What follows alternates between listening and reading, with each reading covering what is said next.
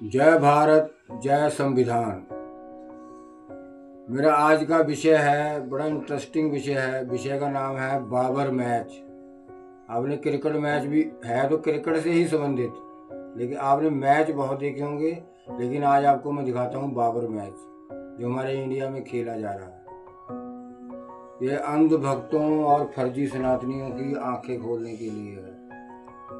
वैसे लोग तो कहते हैं भाई अंधभक्त तो भगवान राम भी नहीं समझा सकते हैं, तो मोदी जी नए भगवान समझा सकते हैं। आइए विषय पर।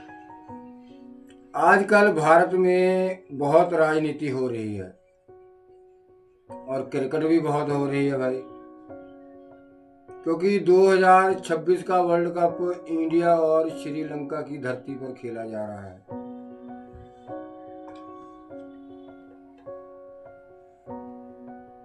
भारत की राजनीति जो इस वर्तमान समय में चल रही है वो किन मुद्दों पर आधारित है?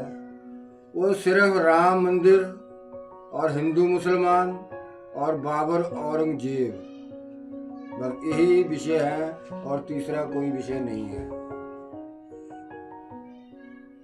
सारे बीजेपी के नेता, आरएसएस वाले, बजरंग दल वाले, विश्व हिंदू परिषद वाले और सारे फर्जी सनातनी जितने भी कथावाचक हैं, जो यानी कि सरकार के तलवे चाट रहे हो, सब फर्जी सनातनी हैं। अंधभक्त नहीं, अंधभक्तों की जब आंखें खुल जाएंगी तो उनको अपने आप अकल आ जाएगी। सब के सब जितने भी अभी गिनाए, आरएसएस वाले, बजरंग दल वाले, विश्व हिंदू परिषद वाले, ये फर्जी सनातनी, ये कथावाचक, ये फर्जी साधु संत जो बने फिरते हैं, बोलते हैं, यह सब जो भारत के जो भारतीय हैं, जिनको भारतीय मुसलमान कहते हैं, ये कहते हैं जी बाबर इनका वंशज है और ये सब बाबर की औलादे हैं।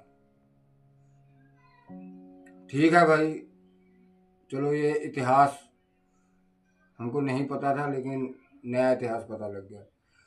तो इसका मतलब क्या है कि पाकिस्तानी मुसलमान और बांग्लादेशी मुसलमान भी बाबर की औलादे हैं, क्योंकि भाई 1947 से पहले तो ये सारे मुसलमान भारतीय ही थे।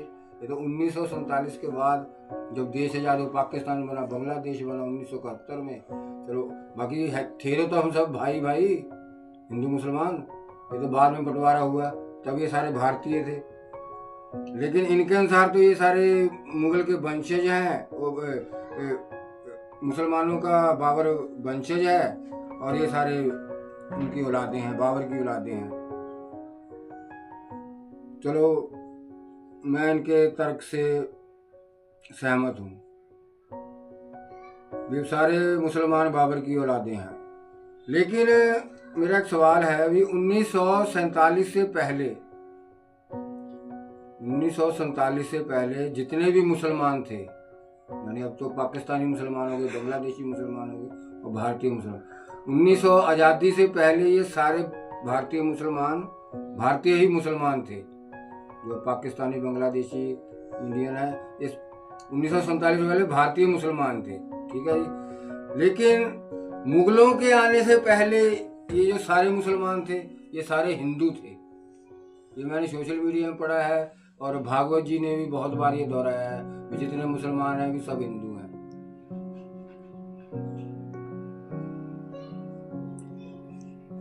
हाँ, और ये बात मैंने मोहन भागवत जी के बयानों में सुनी है, कई धार्मिक गुरुओं के ने ये कहा है और कई बीजेपी के नेताओं ने मीडिया में कही है। हम सब ने टीवी डिबेटों में गोदी मीडिया द्वारा भी सुना होगा, जरूर सुना होगा, क्योंकि गोदी मीडिया एजेंडा ही नहीं का चलाती है, बीजेपी वालों का, आरएसएस वालों का। तो फिर भाई शाहरुख खान भी बाबर की औलाद है। ठीक है जी। और जो बांग्लादेशी खिलाड़ी जिसको आईपीएल केकेआर की टीम से निकाला गया, वो भी बाबर की औलाद हो गया। और इसलिए मुस्तफिजुर रहमान केकेआर की टीम में नहीं खेल पाया। और इस बात पर सारे फर्जी सनातनी जितने बीजेपी की नेता बड़े खुश हुए। अब पता नहीं कौन सी जंग जीत ली भाई, उस बांग्लादेशी खिलाड़ी को देश में खेलने नहीं दिया तो हिंदुओं की जीत हो गई। चलो भाई, हिंदुओं की जीत हुई है, मैं भी सनातनी हूँ भाई, हिंदुओं की जीत हुई है, मेरे को भी बड़ी खुशी हुई भाई। एक उसको बांग्लादेशी खिलाड़ी, बाबर की औलाद थी ना, बांग्लादेशी खिलाड़ी बाबर की औलाद है, तो इसलिए वो नहीं खेलने आया, तो बड़ी खुशी हुई हिंदू धर्म को, सनातन धर्म को, और मेरे को भी बड़ी खुशी हुई भाई, बड़े खुश हूँ मैं। खुशी की बात है भाई, खुश होना चाहिए। अरे कहीं कहीं तो लड्डू भी बांटे गए भाई।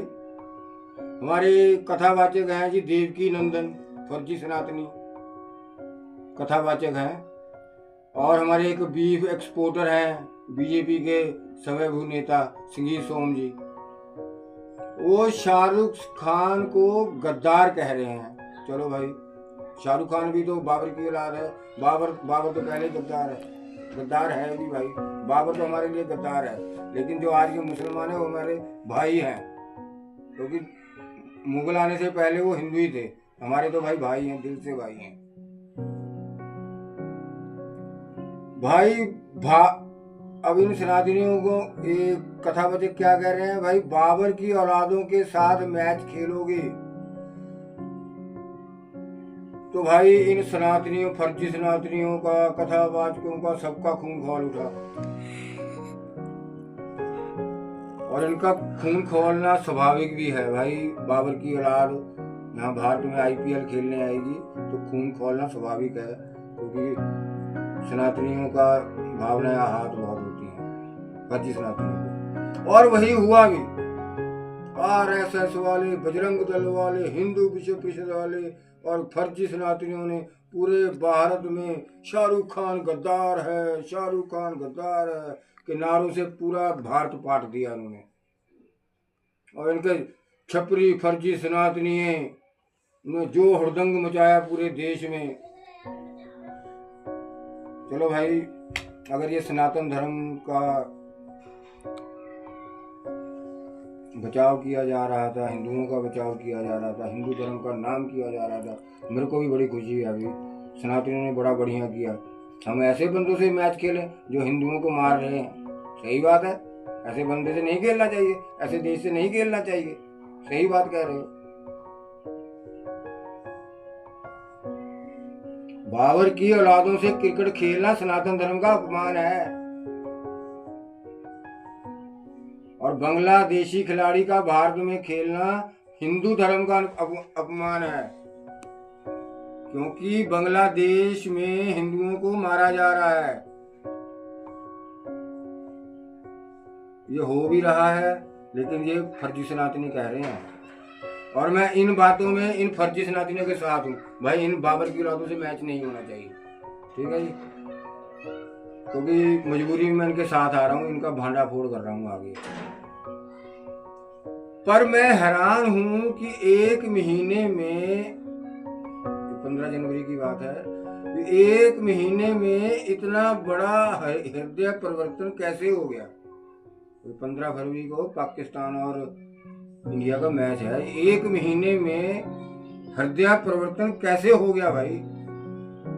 मैंने धर्म परिवर्तन तो सुना था, धर्म परिवर्तन तो चलो ठीक है भाई,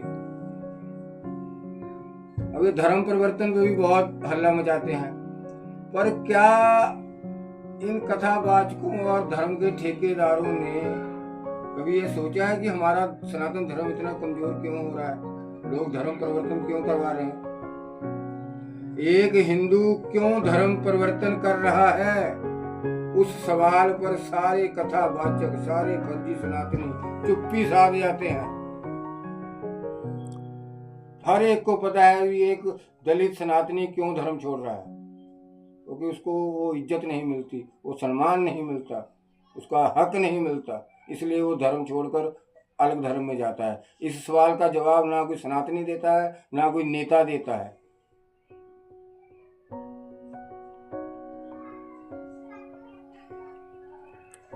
और मेरे को तो ये लग रहा है भाई, ये सभी कथावाचक और फर्जी सनातनियों ने सनातन धर्म को बदनाम करने का ठेका ले लिया है। अंधभक्तों आंखें खोल लो, अब इनकी चाल देख लो, इन सनातनियों कथावाचकों और सनातनियों की जो सरकार की तलवे चढ़ रही है, इनका डबल चरित्र दिखा रहा हूं अभी आपको मैं। इनका दोहरा चरित्र हर सच्चा सनातनी तो समझ रहा है, लेकिन ये अंधभक्त नहीं समझ रहे हैं। अंधभक्तों को भी आंखें खुलेंगी, जो 2-4 थप्पड़ पड़ेंगे ना सरकार की तरफ से, तब इनकी आंखें भी खुलेंगी। और ये लोग अपनी अपनी दुकानें चलाने के चक्कर में मेरे भोले भोले भोले भाले सनातनियों को ठग रहे हैं। अब मैं बताता हूं इन ठगों का दोहरा चरित्र, सुनिए। ये बाबर की राजनीति करने वाले बीजेपी और जय शाह के अधीन बीसीसीआई बाबर आजम की टीम के साथ 15 फरवरी को श्रीलंका में मैच खेल रही है। बाबर से तो बड़ी नफरत है, लेकिन बाबर आजम, बाबर नाम आ रहा है, बाबर की औलादों से नहीं खेलना है तो बांग्लादेश का खिलाड़ी आपने नहीं आने दिया, हल्ला काट दिया। अब बाबर नाम आ रहा है, बाबर आजम की टीम से 15 फरवरी को मैच खेला जा रहा है। ये सनातन धर्म का बड़ा झंडा ऊंचा किया जा रहा है भाई।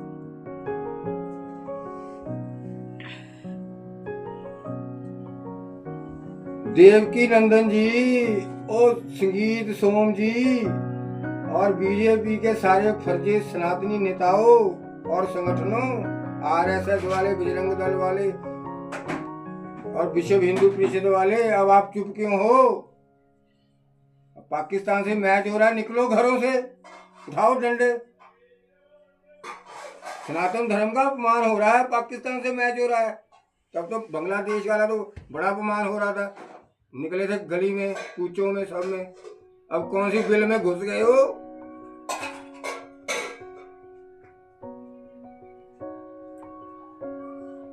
अब सारे संगठन, सारे फर्जी सनातनी चुप बैठे हैं। क्यों? बाबर आजम और पाकिस्तान के बाकी 11-12 खिलाड़ी राम की औलादें बन गई हैं। बताइए क्यों खेल रहे हो? वो भी तो बाबर की औलादी हैं, जिनसे मैच खेल रहे हो 15 फरवरी को। क्या वो राम की औलादें बन गई हैं जिनसे मैच खेल रहे हो? बताता हूं तुम्हारा सच।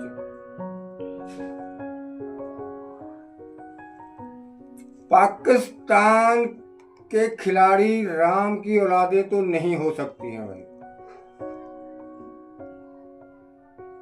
पर क्या वो बाबर की औलादें भी नहीं है? अगर बाबर की औलादें हैं तो मैच क्यों खेला जा रहा है? इसका मतलब वो बाबर की औलादें नहीं है। अब अपने ही कथन से पीछे हट रहे हो। लानत है ऐसे लोगों को, कायर कहा जाता है। देवकी नंदन जी, संगीत सोम जी,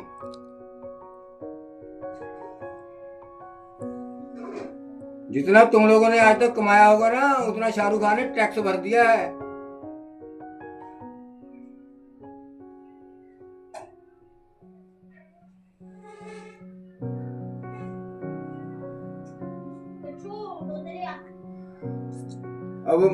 अब भाई, अब मेरे पे इल्जाम ये ना है भी ये बात मैं कह रहा हूं। मैं ये बात नहीं कह रहा हूं भाई कि पाकिस्तानी बाबर की औलादें नहीं है। मैं तो इनके साथ खड़ा हूं।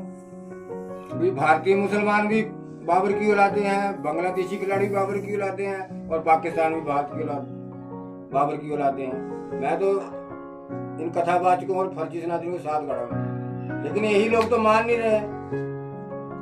पाकिस्तान से मैच खेल रहे हैं तो बाबर की औलादों से मैच क्यों खेल रहे हैं? ये तो अपनी बात से पलट रहे हैं भाई। ये कथावाचक भी और बीजेपी के नेता भी और ये फर्जी सनातनी भी।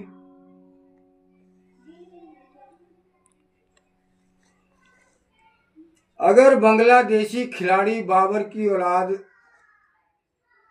था और वहां पर हिंदुओं को मारा जा रहा है, तो भाई पाकिस्तान भी बाबर की औलादें हैं इनके कथन के अनुसार। लेकिन पहलगाम में हमारे सनातनी भाइयों को उनकी पत्नियों के सामने, उनकी बहनों के सामने, उनकी बेटियों के सामने, उनकी माओं के सामने धर्म पूछ कर उन्हीं बाबर की औलादों ने मारा था। जिन बाबर की औलादों के साथ तुम मैच खेल रहे हो ना, उन्हीं बाबर की औलादों ने हमारे हिंदू भाइयों को, सनातनी भाइयों को, उनके पत्नियों, बेटियों, माओ के सामने धर्म पूछ कर मारा था। शर्म नहीं आई आप लोगों को?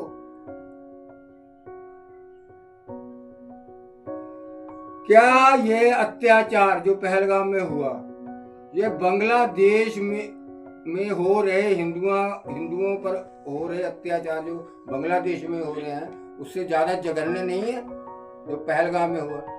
बिल्कुल है। कैसे? वो ऐसे कि वो बांग्लादेश में जो हिंदुओं से हो रहा है वो विदेशी धरती पे हो रहा है, और जो ये कांड हुआ है ये हमारी धरती पे हुआ है। सबसे जघन्य कांड ये है कि हमारे राष्ट्र में आकर 200 किलोमीटर घुसकर कोई आदमी मार जाए। 5वीं बड़ी सेना है हम पूरे वर्ल्ड में, या 4थी होंगे। क्या फायदा ऐसी सेना रखने का? क्या फायदा ऐसे अरबों रुपए खर्च करने का? 200 किलोमीटर से अंदर घुसकर आतंकवादी हमारे निहत्थे हिंदू भाइयों को मारकर और बड़े आराम से चले जाते हैं। क्या फायदा ऐसी फौज का? क्या फायदा ऐसी इंटेलिजेंस का? पुलवामा में हमारे 40 सैनिक शहीद हुए थे। अभी तक ये नहीं पता लगा वो कितने आतंकवादी थे, कहां से आए थे, कार नंबर क्या है, कौन से मॉडल की कार है, अभी तक सरकार बता नहीं सकी। 8 साल हो गए। ये है हमारी इंटेलिजेंस। डिजिटल इंडिया बनाने के चक्कर में पूरे इंडिया को अनपढ़ और अंधभक्त बना रहे हैं। आंखें खोल लो अंधभक्तों।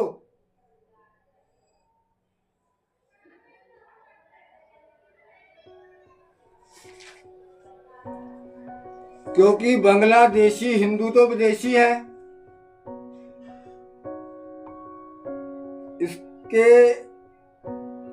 इसके लिए इन विदेशियों के लिए इन कथावाचकों ने, विश्व हिंदू परिषद ने जी बड़े बवाल काटा पूरे भारत में। लेकिन पहलगाम में सारे हिंदू भारतीय थे। इस पर तो खून डबल खोलना चाहिए था। हिंदुओं के लिए खून खोला, बिल्कुल सही खोला, लेकिन पहलगाम में जिन लोगों ने ये किया उसके लिए तो आपका खून डबल खोलना चाहिए था। अब सवाल ये उठता है, ये खून ठंडा कैसे हो गया? उठता है ना सवाल। जवाब देता हूं।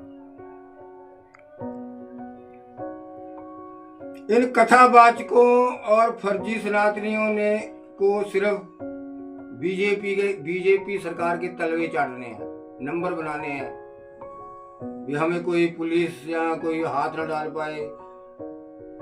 इनकी इतनी अकूत कमाई होती है, 7-7 करोड़ की कारों में घूमते हैं। ये पैसा कहाँ से आ रहा है? कौन सी इनके बाप की फैक्ट्री लगी है? मेरे जैसा मजदूर सारी दिहाड़ी करता है तो 500-600 रुपये मिलता है। इनके बाप ने कौन सी फैक्ट्री लगा दी है? इनके बाप ने जो फैक्ट्री लगाई वो मोदी जी की देन है। सब भारत को अंधभक्त बना रहे हैं। एक कथावाचकों की बात सुना करो, क्या क्या बकवास करते हैं। हमारी धर्म, हमारी बेटियों की इज्जत कथाओं में उतारते हैं ये लोग। आप लोग ताड़ियां बजाते हो जी, ये वो। कभी इनकी मतलब अर्थ समझा करो, क्या बकवास करते हैं ये।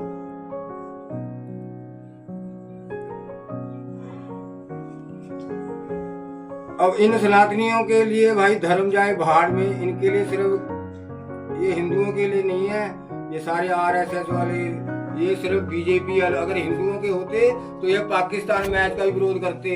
इन्होंने बांग्लादेश विरोध करने के लिए इतना हंगामा काटा, तो पाकिस्तान के लिए इन्होंने हंगामा क्यों नहीं काटा? इसलिए नहीं काटा कि सनातन धर्म से इनका कोई मतलब नहीं है। इनका मतलब सिर्फ बीजेपी से है और सिर्फ सत्ता से है। इन लोगों का मतलब, इन धार्मिक संगठनों, इनको हिंदुओं से कोई मतलब नहीं है। और बीजेपी को क्या दिख रहा है? बीजेपी के लीडर हैं जय शाह, अमित शाह, इनको डॉलर दिख रहे हैं। अब भाई डॉलर की चमक के आगे तो राम की, धर्म की, सनातन की और राष्ट्र की क्या औकात है? आरएसएस वालों का चरित्र है और बीजेपी वालों में ये समा चुका है। चंदा लेते थे 47 से पहले, और चंदा खाने वाली अभी तक गई नहीं है। संस्कार जैसा होगा वैसे ही तो चमत्कार होगा। वही चमत्कार देख रहे हो। अब चमत्कार क्या क्या करेगा अंधभक्तों? लगेगा पता, 2029 तक रुक जाओ।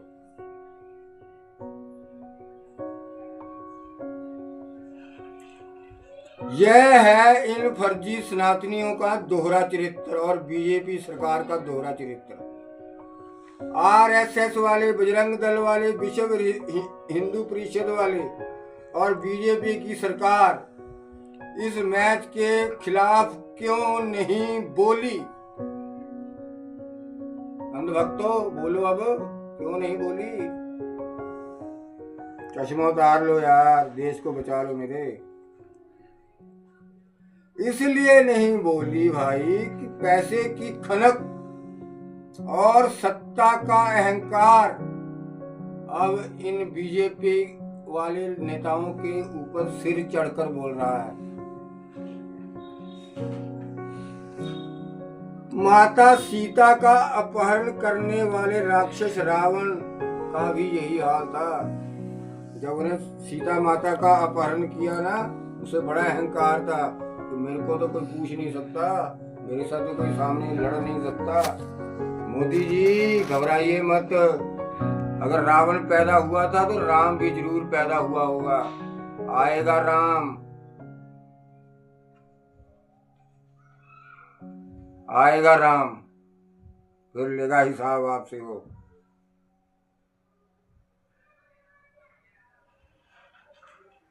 रावण का क्या हाल हुआ था अंधभक्तों, हर साल दशहरे में देखते हो। मेरा मतलब आप समझ गए होंगे। जय भारत, जय संविधान।